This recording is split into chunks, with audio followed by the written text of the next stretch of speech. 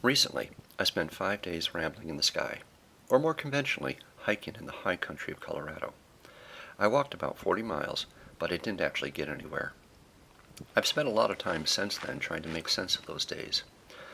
A trip begats a travelogue, but a ramble, at best, leaves only a general impression.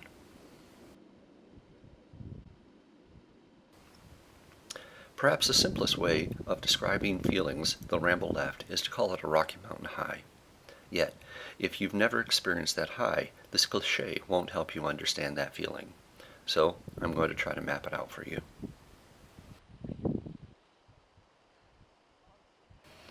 Some people assume this high is about thrill-seeking, about stepping into danger.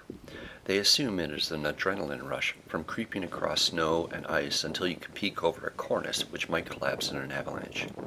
Or it is about standing on some dizzying apex and staring into the abyss.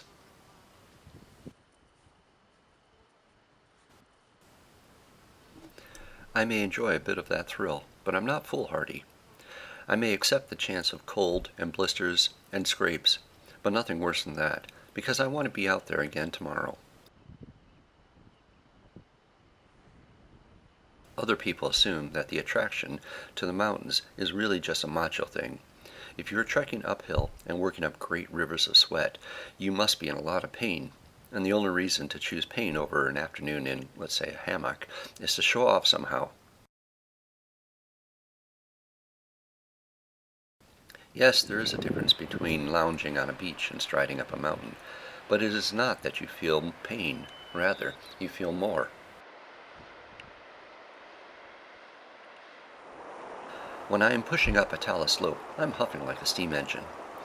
After hours of this, my legs may feel a bit peaked, but what's not to like here?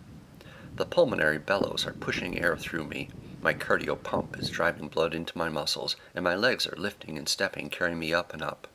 This really is what our body is designed to do.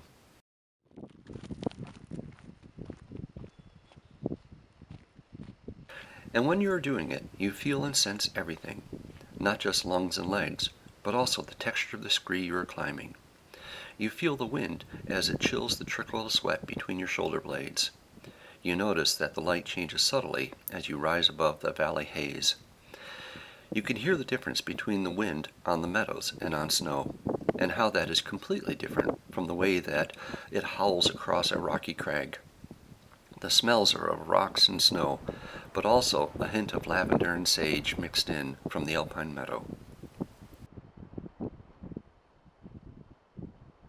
The Rocky Mountain High is a heightening of senses. You sense so much that it can overwhelm you.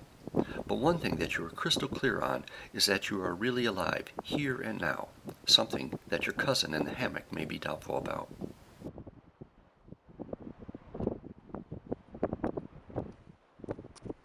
I was recently watching a toddler racing around a playground, climbing, jumping, spinning like a top, and laughing in that unrestrained voice gifted to only the youngest.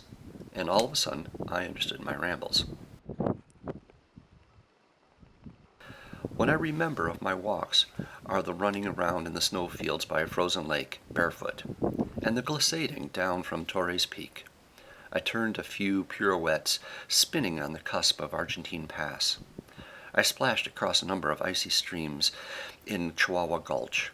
I snuck up on a few yellow-bellied marmots and spied on a few shaggy mountain goats. And finally, I spent a lot of time lying in the alpine meadows poking at tiny flowers, then rolling on my back and watching clouds.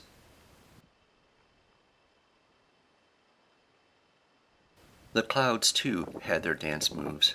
They would pile up on one side of the ridge, then eventually slosh over the mountains and race off into the next valley like kids on snow saucers, spinning and twirling, slightly out of control.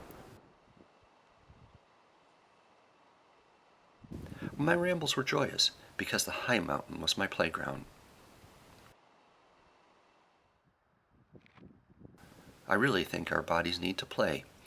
We need to hop, skip, and jump. We need to splash in mud and streams and ponds.